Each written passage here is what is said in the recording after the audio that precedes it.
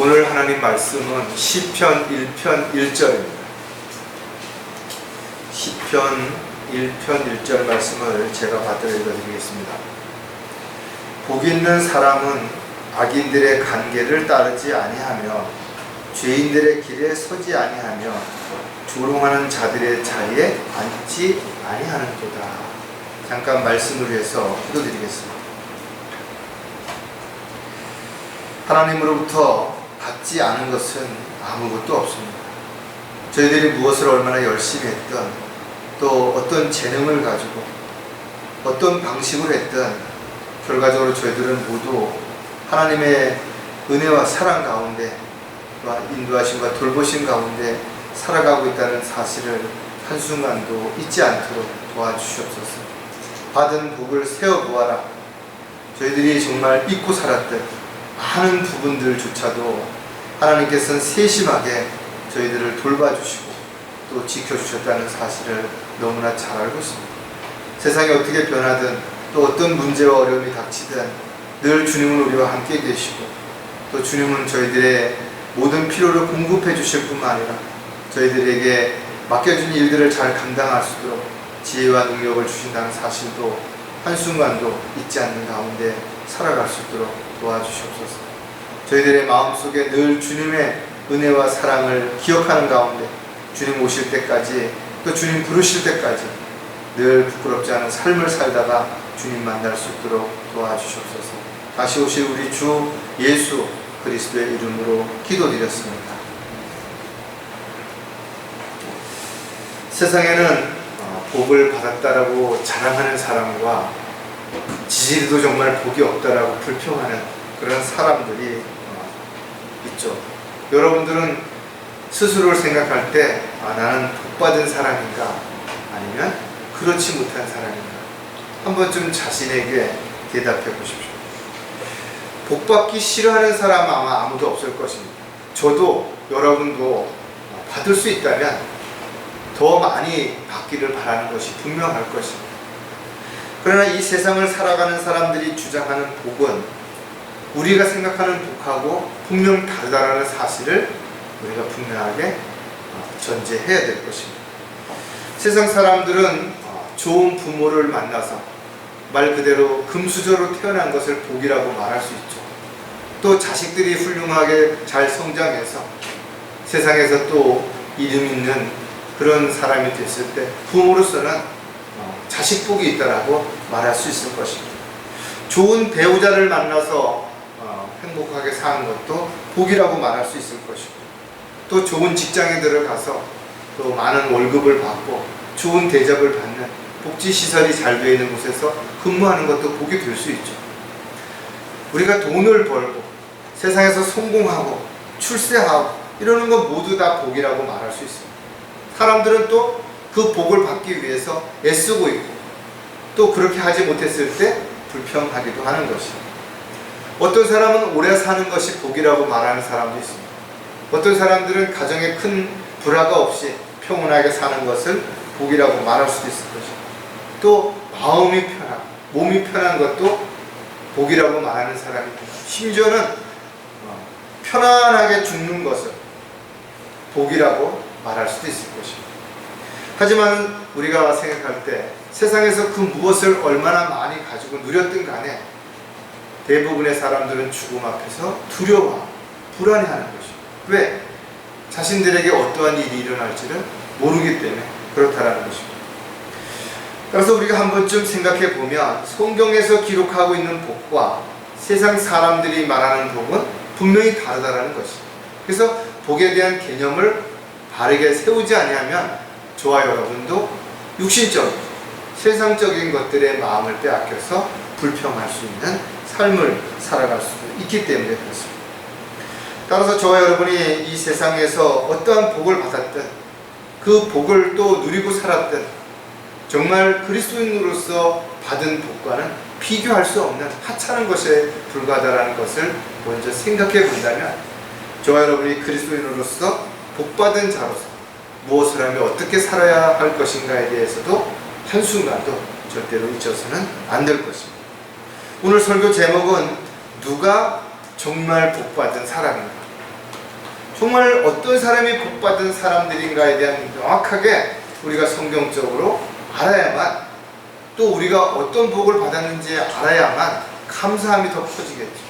또 행복하다라고 그렇게 말할 수 있을 것입니다. 복이라는 단어가 가장 많이 나오는 것은 시편입니다. 그리고 오늘 우리가 본문에서 봤던 것처럼 복 있는 자들이 어떤 삶을 살아야 되는지에 대한 부분도 우리에게 잘 가르쳐 주는 것입니다. 복 있는 사람들에게 세 가지를 제시합니다. 악인들의 관계를 따르지 말라라는 거죠. 세상에 얼마나 악한 사람들이 많습니다. 그리고 그들이 주장하는 것들이 얼마나 달콤한 것인가. 그거 따르지 말라라는 것이죠. 죄인들의 길에 서지 아니하니. 어떤 경우에도 죄와 또 죄를 주장하는 사람은 동조해서는 안 된다는 거예요. 조롱하는 자들의 자리에 앉지 않도록 하라. 저와 여러분은 진리를 말하고 진리 안에서 진리를 따라서 살아가야 되는 거죠. 복이라는 단어가 히브리어는 이슈레, 또 헬라어로는 마카리오스라고 하는데, 킹제임스 성경에서는 블레스디라고 말하는 그 의미를 우리가 좀 깊이 생각해 볼 필요가 있다. 성경에서는 이런 뜻을 우리에게 제시하는 신성한, 정결해진 하나님의 축복을 받은. 그래서 히브리서 기자는 그 복을 줄 수 있는 자가 누군지를 분명하게 제시하는 거죠. 우리는 이 세상이 아니라 하늘로부터 또 위로부터 하나님으로부터 분명한 복을 받아야 되는 것입니다. 따라서 성경에 기록하는 복을 받은 사람들, 즉 이 시대에 구원받은 그리스도인들, 하나님의 자녀가 된 그리스도인들은 어떻게 살아야 하는지에 대해서도 사도 바울은 자세하게 가르쳐 줍니다. 자신을 부인하고 십자가를 지고 더 이상 자신을 위해서가 아니라 주님을 위해서, 또 믿는 주님의 뜻 가운데서 우리가 살아야 된다는 것을 너무나 우리에게 강력하게 가르쳐 주고 있는 것입니다. 하나님이 우리에게 주신 이 복들을 향유하지 못하면, 또 잘못된 곳에 사용하게 되면 오히려 불행한 삶을 살아갈 수도 있기 때문에 자신의 복에 대해서 정확하게 분명히 우리는 알아야 될 것입니다. 무엇보다도 우리의 죄를 용서해 주시고 우리를 영원한 지옥형벌로부터 구원하시기 위해서 하늘 보좌를 버리시고 이 땅에 오셔서 모든 수치와 천대를 다 받으시고 죽기까지 하시는 그런 주님의 은혜와 사랑을 우리는 어떤 경우에도 한순간도 잊어서는 안 될 것입니다. 따라서 저와 여러분은 이 세상과 일치하지 말아 마음의 변화를 받아서 정말 새롭게 된 우리의 삶을 주님 보시기에 합당하게 매일매일 그렇게 살아야 돼요. 그렇게 살기 위해서는 철저하게 죄와 분리되어야 되겠죠. 세상과 구별되어야 될 것입니다. 또 성별된 삶을 통해서 주님 보시기에 합당한 삶을 우리가 살아야 될 것입니다. 오늘 다시 한번 말씀들을 통해서 자신의 삶을 돌아볼 때 정말 나는 복받은 사람이 분명한가? 그렇다면 내가 그 복받은 자로서 지금 어떤 삶을 살고 있는가? 또 복받은 그리스도인으로서 앞으로 무엇을 기대하고 또 무엇을 위해서 어떻게 살아야 될지에 대한 부분들을 점검하고 또 주님 앞에 더욱 헌신할 수 있는 그런 기회를 반드시 갖는 시간이 되셔야 될 것입니다. 자, 누가 정말 복받은 사람인가? 성경에는 거기에 대한 부분들을 많이 기록해 놓고 있지만 그 중에서 오늘 세 가지를 살펴볼 텐데, 첫 번째가 죄를 용서받은 그리스도인들이라는 것입니다. 죄를 용서받은 그리스도인들이야말로 이 세상 사람들이 무엇을 얼마나 많이 가졌다라고 자랑한다 하더라도 비교할 수 없는 그런 큰 복을 받은 사람이 분명하다라는 것입니다. 따라서 세상에는 복받은 사람과 복받지 못한 사람들이 있는데 그 복을 받은 사람들은 바로 구원받은 그리스도인들이라는 사실. 왜? 그리스도인들은 더 이상 죄인이라고 하나님께서 말씀하지 않으시기 때문이었습니다. 우리의 죄값을 대신해서 심판을 받으시고 영원한 지옥의 형벌로부터 우리를 구원해 주신 예수 그리스도를 믿는 사람, 그런 사람들에게는 하나님의 자녀가 되었을 뿐만 아니라 영원한 생명인 영생을 선물로 받은 사람들, 또 부활의 소망을 가지고 산 소망을 가지고 주님 다시 오심을 기다리는 사람들이라는 것이죠. 노예 상인이었던 존 뉴턴이라고 하는 사람이 주님을 만난 이후에 정말 많은 찬송가들을 만들었죠. 특히 나 같은 죄인 살리신 즉 우리가 가장 자신의 죄를 정확하게 표현할 수 있는, 그리고 감사와 은혜를 표현할 수 있는 그 찬송도 바로 존 뉴턴이 만든 것입니다. 그러나 그도 역시 인간인지라 나이가 먹고 늙고 많은 부분들에서 기억이 점점 쇠퇴해질 때, 그럼에도 불구하고 그는 자신은 어떤 일이 있어도 절대로 잊을 수 없는 두 가지가 있는데, 그것은 자신이 죄인이었다라는 사실, 또 그 죄를 예수님이 용서해 주셨다라는 사실에 대해서는 절대로 잊을 수가 없다라고 그렇게 말했다라는 거죠. 저와 여러분도 마찬가지로 다른 건 다 잊는다 하더라도 우리가 주님을 믿음으로 인해서 구원받았다라는 사실, 하나님의 자녀가 되었다라는 사실들을 생각한다면 현실이 아무리 힘들고 어렵고 또 어떤 고통스러운 일들이 또 손해를 보는 일이 있다 할지라도 구원에 대한 기쁨과 산 소망을 가지고 있다면 결코 우리는 낙담하거나 좌절하지 않을 수 있습니다. 이처럼 죄를 용서받은 그리스도인들이야말로 가장 큰 복을 받은 사람이라는 사실을 우리는 늘 잊지 않는 가운데 살아가야 될 것입니다. 자, 죄를 용서받은 그리스도인들은 죄가 정결케 되었기 때문이라는 사실, 세상에서 아무리 존경과 칭찬을 받는다 할지라도 그들이 죄의 문제를 해결하지 못했다면 하나님 보시기에, 또 구원받은 그리스도인들이 보시기에는 가장 불쌍한 사람들이 분명하고, 왜? 이 세상은 잠깐 보이다 사라지는 안개와 같이 언젠간 끝나게 될 것이고, 죽음 앞에 서게 됐을 때 그들에게 다가오는 것은 영원한 지옥의 형벌이기 때문에 그렇다는 거죠. 하지만 우리가 구원받았다라면 더 이상 하나님은 우리에 대해서, 죄에 대해서 묻지 않으신다라는 것, 또 우리에게 주어진 심판은 죄에 대한 심판이 아니라는 것입니다. 이처럼 죄 가운데 있는 사람들이 아무리 많은 것을 가지고 자랑한다 할지라도 그들은 결코 하나님 보시기에는 복받은 사람이라고 말할 수 없다. 왜? 그들은 여전히 죄 가운데 있기 때문에 그런 것입니다. 디도서 1장 15절에 보면 정결한 사람들에게는 모든 것이 정결하나 더럽혀진 자들과 믿지 않는 자들에게는 아무것도 정결한 것이 없고 도리어 그들의 마음과 양심이 다 더럽혀져 있는 것. 우리가 인간적인 입장에서 보면 세상에 참 선한 사람들도 많이 있죠. 참 예의 바르고 친절하고 또 뭔가 세상에서 존경받고 인정받는 사람들도 있죠. 그러나 영적인 안목으로 보면 여전히 죄 가운데 있을 뿐만 아니라 그들이 가지고 있는 것이 무엇이든 간에 정결하지 못하다는 것, 또 더럽혀져 있다는 것. 따라서 죄를 받지 못한 사람들이 세상에서는 어떤 큰 기대를 가지고 살아갈지 모르지만 결국 영원한 보장도 소망도 없는 참으로 어리석은 사람들이라는 사실을 저와 여러분은 너무나 잘 알고 있기 때문에 상대적으로 우리가 많은 부분들에서 부족하죠. 자랑할 것도 없지만 내세울 것도 없지만 우리는 분명 복받은 사람들이라고 말할 수 있다는 것. 따라서 성경에서 말하는 복받은 사람이야말로 자신이 모든 죄가 용서되었다는 사실을 알고 있고 그 사실을 알고 늘 감사하는 사람들이야말로 가장 복받은 사람들이 분명하다는 것. 시편 기자는 죄가들을 용서받고 죄가 가려진 사람은 복이 있도다라고 분명히 기록하고, 이처럼 죄를 용서받고 정결케 된 그리스도인들이야말로 세상에서 어떤 위치에 있든 어떤 일을 하며 어떤 대접을 받고 있든 간에 죄가 정결케 됐기 때문에 복받은 사람이 분명하다. 제 죄를 용서받은 그리스도인들은 양심이 깨끗하게 되었기 때문이라는 거죠. 인간은 처음부터 그 마음이 악하죠. 계속해서 악할 뿐만 아니라 아무도 막을 수 없을 만큼 악하다라고 창세기에 분명하게 기록하고 있다는 거죠. 모든 사람은 죄 가운데 태어나서 죄를 짓다가 그 죄값으로 언젠가는 죽을 수밖에 없는 거죠. 그러면서도 스스로가 그 죄를 알지 못하는 이유는 양심이 화인 맞았기 때문에 그렇다. 인두로 지진 것처럼 딱딱하게 굳어버려서 죄에 대해서 반응하지 못한다라는, 오히려 죄를 짓는 것을 자랑 삼아 영웅처럼 이렇게 자신을 과대 포장하는 그런 사람들도 얼마든지 있는 것이죠.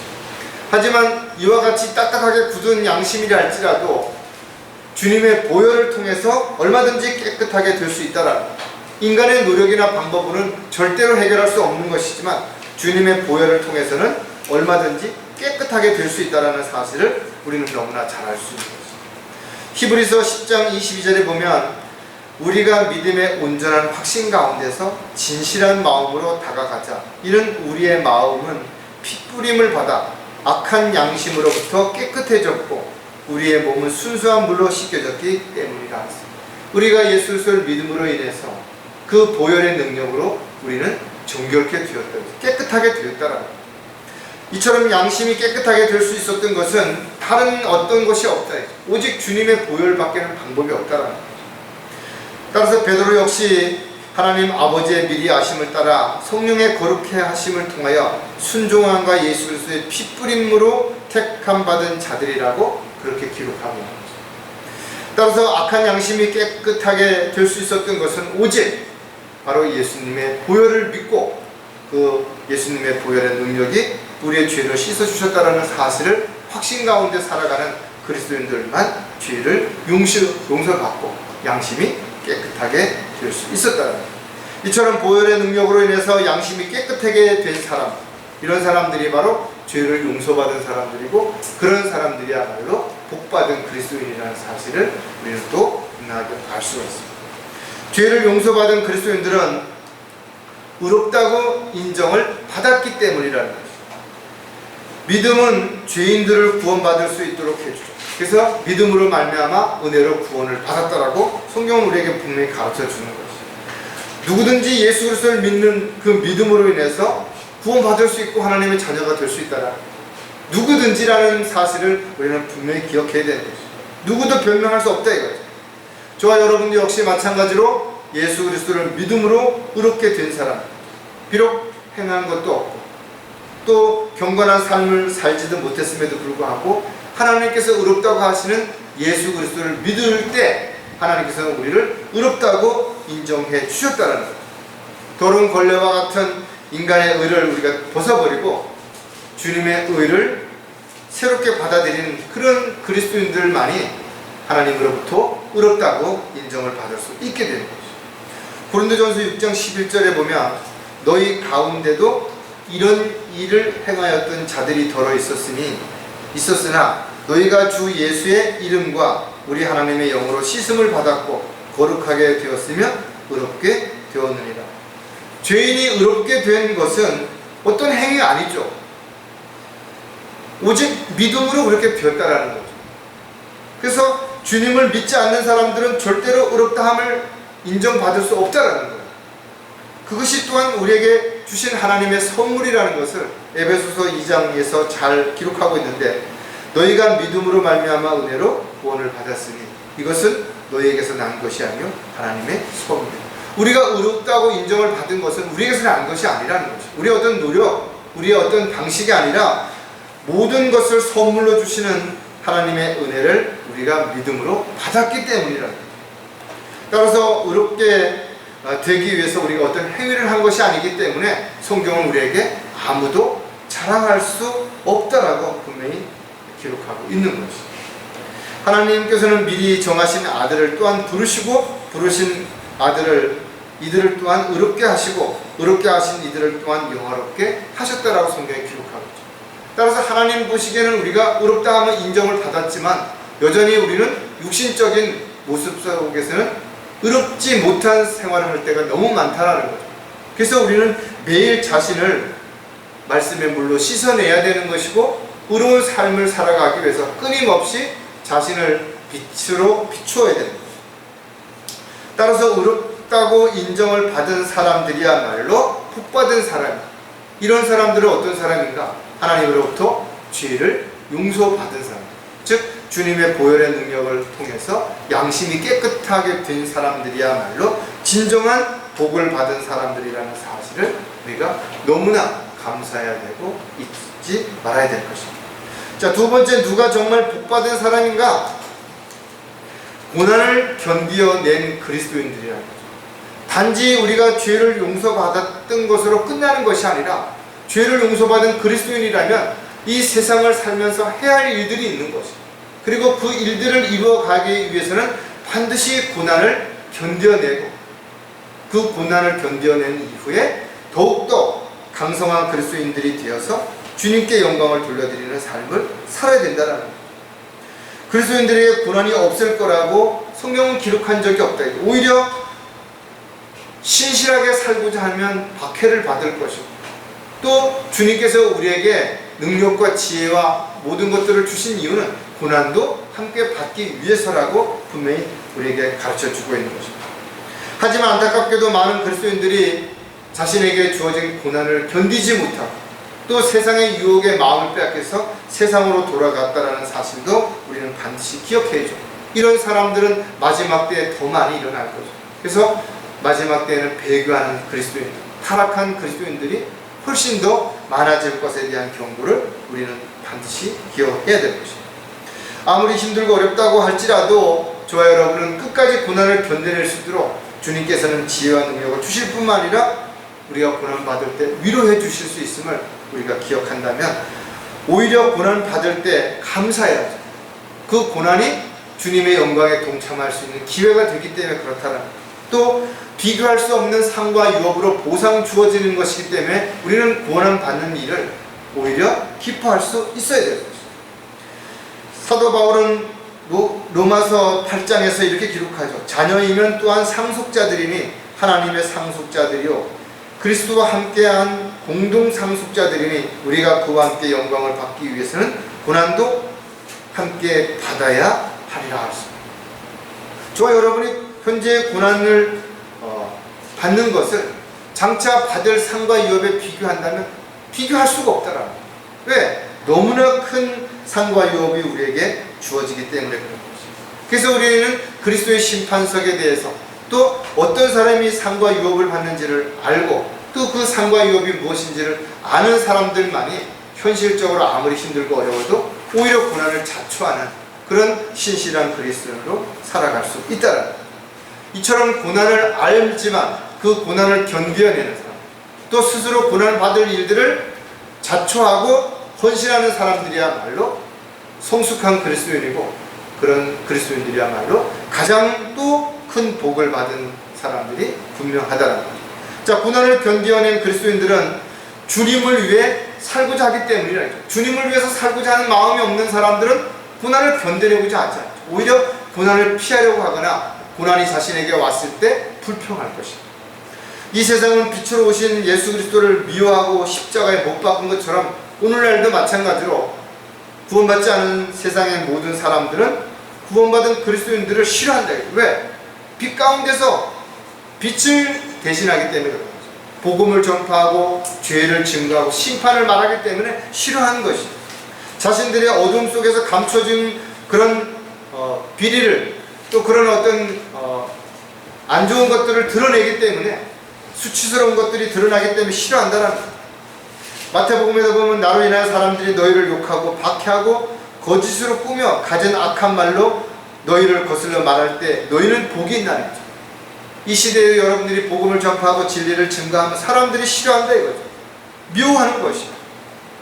그러나 우리가 이와 같은 일을 끝까지 해야 되는 이유는, 주님 오실 때까지 멈추지 말아야 하는 이유는 그들도 주님께서는 구원받기를 원하시기 때문에 그렇다는 겁니다. 따라서 세상을 사랑하게 되면 하나님과 원수가 되는 것이죠. 그래서 세상도 세상에 있는 것들도 사랑하지 말아라. 그렇게 할 때 자신을 부인하고 주님을 위해서 헌신할 수 있는 삶을 살아갈 수 있기 때문에 그렇습니다. 베드로는 베드로전서 4장 14절에 너희가 그리스도의 이름을 위하여 욕을 당하면 복이 있느니라. 이는 영광의 영 곧 하나님의 영께서 너희 위해서 안식하고 계시기 때문이니라. 그들의 편에서는 그분께서 비방을 당하시나 너희의 편에서는 영광을 받으시느니라. 저와 여러분이 어떻게 살고 또 무엇을 해야 되는지에 대한 부분들을 우리에게 분명히 가르쳐준다 이거죠. 신실하게 살고자 하면 반드시 세상으로부터 비난을 받거나 욕을 먹거나 어려움을 겪을 수 있다는 거예요. 여러분들이 주님 앞에 헌신하면 할수록, 하나님의 말씀을 통해서 더 성장하면 하려고 할수록 마귀를 대적하고 하나님의 종으로서 일꾼으로서 살아가고자 하면 할수록 마귀는 더욱더 강력하게 공격하고 방해한다는 것이죠. 따라서 저와 여러분이 어떤 경우에도 주님을 위해서, 또 주님이 원하시는 삶을 위해서 어려움을 겪고 있다면, 비난을 받거나 욕을 먹고 있다면 오히려 감사를 해야죠. 왜? 복을 받은 자가 분명하기 때문에 그런 거죠. 주님 다시 오실 때 반드시 상과 유업으로 보상해 주는 그 가운데 하나가 바로 얼마나 주님을 위해서 고난을 받고 얼마나 어려움을 감당해냈는가가 바로 상과 유업의 수치가 될 수 있다는 사실도 우리가 반드시 기억을 해야 되는 것입니다. 고난을 견뎌낸 그리스도인들은 온갖 시험을 견뎌내기 때문에 참으로 다양하죠. 그리스도인들이 받는 어려움은 참으로 말로 표현할 수 없을 만큼 다양합니다. 복잡합니다. 그러나 우리는 이와 같은 일들을 하나씩 견뎌내고 또 지금까지 견뎌냈기 때문에 이 자리에 온 것이에요. 그리스도인들에게는 세 가지 시험이 주어진다라고 성경은 기록하고 있는데, 하나는 말 그대로 마귀가 주는 시험입니다. 마귀는 어떻게 하든지 우리가 영적으로 성장하지 못하도록, 하나님 앞에 헌신하지 못하도록, 우리를 통해서 복음이 증거되지 못하도록 우리를 막으려고 하는 것이에요. 그래서 공격하는 것이에요. 때로는 유혹하기도 하고 때로는 두려움을 주기도 하는 것이에요. 또 한 가지는 자신의 잘못으로 인해서 시험을 받는다는 거예요. 부유하게 되고자 하는 사람들은 욕심을 내야 스스로 죄를 짓거나 유혹을 받을 수밖에 없는 것이에요. 따라서 저와 여러분이 스스로가 뭔가 잘못해서 죄를 짓거나 문제를 일으켜서 고난을 받거나 시험을 겪는다면 즉시 그 모든 것들을 자백하고 돌이키고 변화가 이루어져야 되는 것입니다. 또 한 가지는 하나님께서 우리를 하나님의 일꾼으로 쓰시기 위해서 시험을 해주신다는 거죠. 야고보서 1장 12절에서 시험을 견뎌내는 자는 복이 있도다. 이는 그가 시련을 거친 후에 주께서 자기를 사랑하는 자들에게 약속하신 생명의 멸관을 받을 것이기 때문에. 아브라함을 시험하셨던 것처럼, 모세를 시험했던 것처럼 하나님께서는 끊임없이 하나님의 일꾼들을 시험하신 후에 큰 일을 맡기셨다라는 거예요. 왜냐하면 하나님의 일은 인간적인 노력이나 열정만 가지고 할 수 없기 때문에 그런 거죠. 그래서 하나님께서는 부르시고 시험을 통해서 다듬으시고 능력을 주시고 그 일들을 감당할 수 있도록 허락하신다는 것이죠. 따라서 저와 여러분이 마지막 때에 복음을 전할 수 있는 하나님의 일꾼으로 부르심을 받았다면 가장 큰 복을 받은 것이죠. 또 하나님께 인정받은 것이라면 하나님의 인정받은 하나님의 자녀로서 뿐만 아니라 하나님의 도구로서 일꾼으로서 합당한 삶을 반드시 살아가야 되는 것이죠. 그렇게 살기 위해서는 우리에게 다가오는 다양한 시련들, 역경들, 어려움을 반드시 견뎌내고 이겨내야 된다. 그러나 걱정할 필요는 없는 거예요. 아무리 큰 고난이 온다 하더라도 하나님은 그 고난이 우리에게 닥칠 건 미리 아실 뿐만 아니라 우리가 그 고난을 견뎌낼 수 있는 지혜와 능력과 힘도 반드시 주시기 때문에 그렇다는 거죠. 우리가 포기하지 않는 한, 우리가 외면하지 않는 한 우리는 절대로 실패하지 않는다. 왜? 우리의 가장 큰 응원자시고 인도자시고 또 보호자시고 우리의 피난처가 되시는 분이 바로 전지전능하신 하나님이시기 때문에 그렇다는 거예요. 자, 고난을 견뎌낸 사람들은 의를 위해 참아낼 수 있기 때문이라는 것이죠. 세상에 그 누구도 스스로 의롭게 될 수 있는 사람들은 아무도 없죠. 물론 구약시대의 욥이라든지 노아라든지 이렇게 하나님으로부터 의롭다고 인정을 받은 부분들이 있었지만, 그러나 그들도 잘못했을 때는 그 의로운 부분에서 분명히 벗어날 수 없었다는 거죠.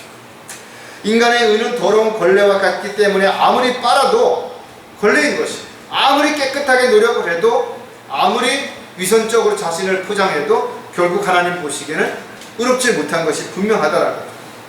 따라서 죄인들이 의롭게 된 것은 자신의 노력이나 행위가 아니라 오직 주님의 은혜라는 것입니다. 그래서 우리는 주님의 은혜를 받은 자요, 또 값없이 선물로 그것을 받았기 때문에 자랑할 수 있는 것이 아무것도 없는 것입니다. 그렇다면 모든 그리스도인들이 의롭게 되었다면, 의롭게 되었다라고 인정을 받았다면 의로운 삶을 매일 살아가는가? 그렇지 않죠. 때로는 세상의 유혹에 빠져서, 마귀의 미혹에 넘어져서, 자신의 욕심 때문에 이런저런 모습으로 주님의 뜻과 계획에서 벗어나기도 하고 곁길로 가기도 하고, 그러다가 다시 돌이켜서 자백하고, 이런 것들을 반복하면서 우리는 조금씩 성숙해졌고 주님 앞에 더욱 순종하는 삶을 살아가는 그리스도인으로 성장해 온 것이 분명하다. 따라서 성경은 주님을 위해 고난을 당하면 그것이야말로 복을 받은 사람이 분명하다고 가르치지만, 그러나 그렇다고 해서 모든 사람이 그렇게 살지는 못한다는 사실도 반드시 기억하고, 저와 여러분도 그렇게 되지 않도록 늘 주님 앞에 무릎을 꿇을 수 있어야 되는 거죠. 베드로전서 3장 14절에 그러나 너희가 의를 위하여 고난을 당하면 복 있는 자들이니 그들의 위협에 두려워하지 말고 동요되지도 마. 때로는 위협을 하기도 하고 때로는 좋은 걸 가지고 회유하기도 하겠죠. 그러나 동조하지도 말고 따르지도 말고 어떤 경우도 함께하지 말라라는 것이죠. 의를 위해 고난을 받는 것은 어떻게 보면 그리스도인들이 당연하죠. 왜? 더 이상 자신을 위해서가 아니라 자신을 위해서 죽었다 살아나신 주님을 위해서 살아야 하기 때문에 그렇습니다. 또 공의를 지키는 자들과 항상 의를 행하는 자는 복이 있다라고 시편 기자가 우리에게 가르쳐 준 것처럼, 저 여러분이 항상 의를 행하려고 할 때 우리는 복을 받았다라는 것을 스스로 입증하는 것이고, 주님께 복받은 자로서 영광을 돌려드리는 삶을 살아갈 수 있는 것이죠. 따라서 모든 그리스도인들이 의를 위해 고난을 자초하지 않는다 하더라도 저와 여러분은 주님 오실 때까지 오히려 스스로 고난을 자초하는 그리스도인으로서 주님께 영광을 돌려드리는 삶을 반드시 살아야 되는 거죠. 대부분의 그리스도인들이 알면서도 의롭게 살지 못하는 이유는 의롭게 살고자 할 때 많은 어려움과 많은 순회와 많은 문제들이 일어날 수 있기 때문에 그렇다 했죠. 즉 마귀의 공격과 세상의 유혹과 다양한 어떤 문제들이 일어나기 때문에 그렇다는 거예요. 따라서 의롭게 살고자 하는 사람들은 세상에서 무엇보다도 우선순위가 반드시 먼저 주어져야 되는 거죠. 그리고 그 우선순위가 자신의 삶에 바르게 놓였을 때 자신을 부인하고 십자가를 질 수 있는 그런 삶을 살아갈 수 있기 때문에 그렇다. 저 여러분은 지금 겪고 있는 고난이 무엇인가, 또 앞으로 겪게 될 고난은 또 어떤 것이 있을까, 미리 두려워할 필요도 불안해할 필요도 없다. 견뎌내고 이겨낸다면 반드시 거기에 합당한 보상이 주어질 것이기 때문에 오히려 지금 내가 주님을 위해서 어떤 어려움을 겪고 있다면, 또 시험을 당하고 있다면 오히려 감사하고 기뻐하는 저와 여러분이 반드시 되어야 될 것입니다. 마지막으로 누가 정말 복받은 사람인가? 약속을 기다리는 그리스도인이라는 거죠. 자신에게 아무런 희망도 없다면, 기대할 것이 없다면 그런 사람이야말로 정말로 불행하겠죠. 어떤 사람들은 이 세상에서 많은 것을 기대하고 또 그것을 성취했다 하더라도 이제 죽음 앞에 서게 됐다면 더 이상 그런 것들이 자신에게 그 어떤 기대, 희망도 줄 수 없다 이거죠. 그래서 많은 사람들이 죽음을 두려워하고 불안해하는 거죠. 그러나 저와 여러분은 이미 죽음으로부터 자유함을 얻었기 때문에, 영생을 얻었기 때문에 죽음을 두려워하지 않는다. 단지 그 죽음이라는 것이 언제 우리에게 오든 간에 한 번 오게 되는 거죠. 다만 저 여러분 죽어도 다시 부활의 소망을 가지고 살아가기 때문에 절대로 두려워하지 않을 뿐만 아니라 죽은 이후에 우리에게 어떤 일들이 일어날지를 알기 때문에 오히려 두려워하기보다는 기대하죠. 기다리게 되는 것이 분명하다 이거죠. 하나님의 약속을 통해서 우리가 알 수 있는 것은 하나님께서는 계시를 통해서 과거의 일뿐만 아니라 앞으로 일어날 일들에 대해서도 자세하게 기록하고 있다는 것. 그리고 특히 하나님의 자녀들에게 주어지는 특권, 우리가 받게 될 것들에 대해서 너무나 자세하게 기록하고 있기 때문에 이와 같은 사실을 알고 믿는 사람들이야말로 가장 큰 복 있는 사람들이죠. 너무나 행복한 사람들이 분명하다 이거죠. 하지만 저와 여러분이 여전히 도구의 일꾼으로 이 세상에서 주님의 그리스도의 어떤 군사로서 살아가는 과정 속에서는 반드시 마귀의 공격이 있고 세상의 유혹이 있기 때문에 우리는 하나님의 약속을 받았다 할지라도 순간순간 흔들릴 수도 있고 순간순간 죄를 질 수도 있다는 사실을 우리가 기억한다면 늘 정신을 차리고 깨어 있어야 되는 것이 분명하죠. 또 늘 자신을 돌아보고 자신이 어떤 위치에서 어떤 상황에 처해 있는지를 반드시 우리가 생각을 해야 될 것입니다. 아무리 어려운 일이 처한다 할지라도 또 어려운 상황에 우리가 부딪힌다 할지라도 절대로 포기하거나 도망갈 필요가 없다라는 거예요. 낙심할 필요가 없다라는 거예요. 왜? 이 모든 과정들 속에서 주님은 우리를 끝까지 책임져 주시고 이끌어 주실 것이기 때문에 그렇다는 거예요. 무엇보다도 주님이 다시 오셨을 때 우리는 주님의 몸과 같이 영광스러운 몸으로 변무될 것을 기대한다면, 하나님의 약속이 문자 그대로 이루어질 것을 확신한다면, 우리야말로 가장 큰 복받은 사람, 가장 큰 기대를 가진 사람, 가장 확실한 주님의 약속을 기다리는 사람으로서 우리가 얼마든지 이 세상에서 감사하고 또 기뻐하며 살아갈 수 있게 될 것이죠. 따라서 약속을 믿을 수 있는 사람, 또 약속을 기다릴 수 있는 사람들이야말로 정말 복받은 사람이 분명한 것이고, 주님이 다시 오심을 기다리는 저와 여러분이야말로 가장 큰 복을 받은 사람이 분명한 것이죠. 약속을 기다리는 그리스도인들은 계명을 지키려고 하기 때문이라는 것이죠.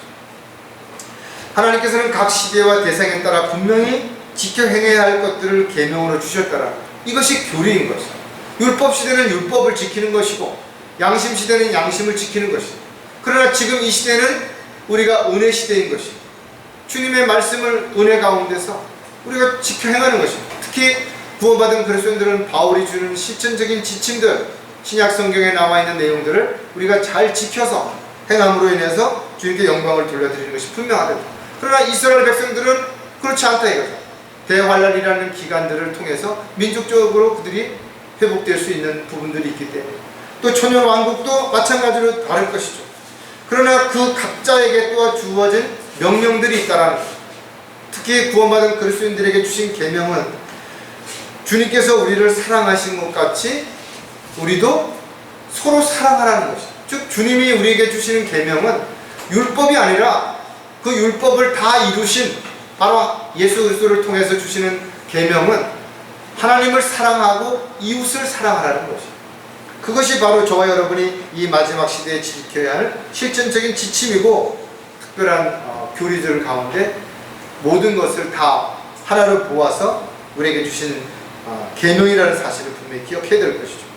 요한일서 3장 23절에 보면 그의 계명은 이것이니 우리가 그의 아들 예수 그리스도의 이름을 믿고 그가 우리에게 주신 계명대로 서로 사랑하라는 것이라 했죠. 뜨겁게 사랑하라는 말씀을 우리는 기억해야 된다. 마지막 때가 될수록 우리는 서로 위로하고 격려하고 사랑하고 배려하고 섬기는 그런 사람들이 되어야 되는 것이죠. 주님께서 저와 여러분에게 요구하는 것은 다른 것이 아니라 이거죠. 오직 주님을 사랑하고 이웃을 사랑하라는 것이죠. 어떻게? 내가 너희를 사랑하는 것 같이 그렇게 사랑하라는 것입니다. 또 시편 기자도 주를 의지하고 교만한 자를 존경하지 않으며 거짓에 치우치지 아니하는 사람은 복이 있도다 그랬죠. 언제 어떤 상황이 벌어진다 하더라도 저 여러분이 전적으로 주님을 믿고 사랑하는 사람, 그리고 주님의 말씀에 순종하는 사람들, 그런 사람들이야말로 진정 복받은 사람. 사도 요한은 요한계시록을 통해서 그의 계명을 행하는 자들은 복이 있다 그랬죠. 저 여러분이 교리적으로 이 시대에 구원받은 그리스도인들에게 주신 주님의 명령, 즉 그 계명을 지키는 사랑을 실천하는 사람들이야말로 분명 복받은 사람이 분명하다라는 거죠. 약속을 믿고 기다리는 그리스도인들은 기록된 예언을 확신하기 때문이라는 거죠. 예언이라고 하는 것은 사람들이 앞으로 어떤 일이 일어날 것이다 라고 말하는 것을 모두 예언이라고 말할 수 없다라는 거죠. 왜냐하면 세상적인 사람들은 영적인 눈이 어두워져 있기 때문에 영적인 일을 알 수도 없죠. 앞으로 일어날 일들에 대해서 막연한 기대를 가지고 어떻게 해야 된다라고 주장하는 것은 하나의 종교 행위에 불과하다는 것입니다. 성경에서 말하는 예언이 성립되려면 5가지가 확실하게 충족되어져야 되는데, 예언은 성취되기 이전에 알려져야 된다는 거죠. 그러니까 미리 알려져야 되는 거예요. 또 한 가지는 모든 인간의 예견을 능가해야 된다. 요즘 SF 어떤 무슨 영화처럼 앞으로 이렇게 될 것이다, 이런 가정하에 그런 일들이 이루어지는, 즉 인간의 예견을 뛰어넘어야 된다는 거죠. 또 대충 이렇게 될 것이다가 아니라 아주 상세하게 기록이 되어서 누구도 거기에서 뭔가를 더하거나 빼지 못하게 그렇게 되어야 진정한 예언이 된다. 즉 예수님이 이 땅에 오시는 것에 대한 예언이 구약 성경에서 이루어졌던 것처럼, 미카 선지자가 말했던 것처럼 그렇게 확실하게 세세하게 어디에서 어떤 방식으로 태어날 것에 대한 부분까지도 분명하게 제시되어야 된다. 또 예언자가 예언한 것이 성취되었는지 충분한 시간이 경과한 후에 검증을 받을 수 있어야 된다. 내가 앞으로 이렇게 될 것이다 그리고 내가 거기에 영향을 줄 수 있다면 그건 예언이 될 수 없다라는 거예요. 무엇보다도 그 예언의 성취에 대한 확실한 증거가 있어야 된다라는 거예요. 누가 보더라도 그것은 그때 예언되어졌던 것이 그대로 성취되었다라는 거예요. 즉 우리가 신약 성경에 예수님에 대한 수많은 예언들이 주어졌는데 그것이 성경에 기록된 대로 그대로 이루어졌다. 그 이루어질 확률이 정말 불가능함에도 불구하고 이루어졌다는 거예요. 그렇게 됐을 때 우리는 그것을 예언이라고 말할 수 있다는 거예요. 따라서 하나님의 말씀은 성령의 조명이 없이는 누구도 그것을 이해할 수 없고 해석할 수 없다는 거예요. 왜냐하면 영적인 일이기 때문에 또 앞으로 일어날 일이 너무나 불가능한 것처럼 보여지기 때문에 그렇다는 거예요. 따라서 베드로는 예언은 예전에 사람의 뜻에서 나온 것이 아니요 오직 하나님의 거룩한 사람들의 성령으로 감동을 받아 말한 것입니다. 노스트라다무스라든지 그 외에 많은 예언을 했던 사람들이 있었지만 그들이 이야기했던 내용들은 성경에서 말하는 예언과는 다르다. 일부분 어떤 부분들이 일치한 것처럼 보여진다고 해서 그 모든 것들이 100% 완벽하게 예언으로 실행되어지는 것이 아니기 때문에 그렇다는 거예요. 따라서 성경에 기록되어 있는 예언을 믿고 기다리는 사람들은 복이 있는 사람들이죠. 예언의 영이신 성령께서, 예수의 영인 성령께서 우리 안에 거하는 그런 사람들, 바로 가장 복받은 사람들이라는 것을 너무나 우리는 잘 알고 또 감사할 수 있어야 됩니다. 누가복음에도 보면 주께서 말씀하시기를 정녕 하나님의 말씀을 듣고 그것을 지키는 사람들이 오히려 복이 있느니라 했죠. 하나님의 약속을 믿고 기다리는 사람들, 세상 사람들이 보기에는 어리석은 사람들처럼 보일 수 있지만 가장 복받은 사람이 분명하다. 약속을 믿고 기다리는 그리스도인들은 다시 오실 주님을 기다리기 때문이라는 거죠. 이 시대의 그리스도인들이 가장 복받았다는 것을 무엇으로 입증할 수 있는가? 다시 오시는 예수 그리스도를 사모하며 기다리는 것입니다. 사도 바울의 고백처럼 정말 진정 주님을 사모하며 기다리는 사람들은 사도 바울이 받았던 그런 복을 우리도 받게 되고 그런 면류관을 우리도 받게 될 것이 분명합니다. 주님이 다시 오신다고 한 약속은 성경에 너무나 많이 기록이 되어 있는데 특히 요한계시록에 보면 보라 내가 속히 오리라, 이 책의 예언의 말씀들을 지키는 자가 복이 있도다라고 분명히 우리에게 제시하고 있다. 다만 저와 여러분이 그 날짜를 정확하게 모른다 할지라도 분명 그날이 가까워지고 있다는 것은 너무나 잘 알고 있는 거죠. 그래서 성경은 언제나 깨어있어서 정신을 차리고 있어서 주님이 오실 때 기름을 준비한 열처녀처럼 주님 맞이할 준비를 반드시 해야 된다. 부끄러움을 당하지 않기 위해서는 자신이 있어야 할 자리, 해야 할 일들을 잘 감당하면서 언제든 주님 오셨을 때 잘했다고 칭찬받을 수 있는 저와 여러분이 되어야 될 거죠. 요한계시록 16장 15절에도 보면 보라 내가 도둑같이 오리니 깨어있어 자기 옷을 지켜서 벗은 채로 다니지 아니하고 사람들에게 자기 수치를 보이지 않는 자가 복이 있도다. 자기 옷을 지켜서 벗은 채로 어떤 것을 의미하는 거죠? 세마포는 행위를 의미하는 것이죠. 저와 여러분이 의롭게 어떻게 생활하는 것인가요? 그리스도인다운 어떤 모습으로 발견될 것인가에 대한 부분들을 우리에게 제시해주고 있는 거죠. 주님이 다시 오셨을 때 주님을 맞이할 수 있는 그런 그리스도인들이 아니라면 모두 주님을 구세주가 아닌 심판주로 맞이하게 될 것이고, 심판주로 맞이하게 되는 자들에게 어떤 일이 일어날 것인가는 요한계시록에 이렇게 기록하고 있는데 어린 양의 진노는 절대로 피할 수 없을 것이며 모든 사람들은 주님 앞에 무릎을 꿇고 주를 신뢰하게 될 것이다. 얼마나 정말 우리가 말로 표현할 수 없는 진노가 이루어질 것인가에 대해서 성경은 너무나 자세하게 기록하고 있다. 따라서 마지막 때에 살고 있는 사람들은 사람을 신뢰할 것이 아니라 오직 주님만을 신뢰해야 된다. 다시 오실 주님의 약속을 신뢰하는 사람들이야말로 진정 복받은 사람이 분명하다. 많은 사람들이 약속을 기다리지 않는다. 왜? 믿지 않기 때문에 그런 거죠. 그러나 저와 여러분은 주님의 약속을 믿고 기다리는 그리스도인으로서 오늘 주님이 오시면 좋겠지만 오늘 주님이 오시지 않는다 하더라도 언제든 주님이 오셨을 때 부끄러운 모습 가운데 발견되지 않는 저와 여러분이 되시기를 다시 한번 주님의 이름으로 부탁을 드리겠습니다. 기도하겠습니다. 하나님 아버지, 저희들이야말로 누구보다도 복받은 사람들이라는 사실을 한순간도 잊지 않는 가운데 복받은 자로서 합당하게 살아갈 수 있도록 도와주시옵소서. 주님 오실 때가 심히 가까운 이 마지막 시대에 때로는 고난과 역경과 시련이 저희들에게 닥친다 하더라도 이 모든 것들을 잘 견뎌내고 주님 맡겨주신 일들을 잘 감당하다가 주님을 만날 수 있도록 늘 성령 충만한 가운데서 주님의 말씀만을 붙잡고 살아가는 형제 자매들이 되도록 도와주시옵소서. 다시 오실 우리 주 예수 그리스도의 이름으로 기도드렸습니다.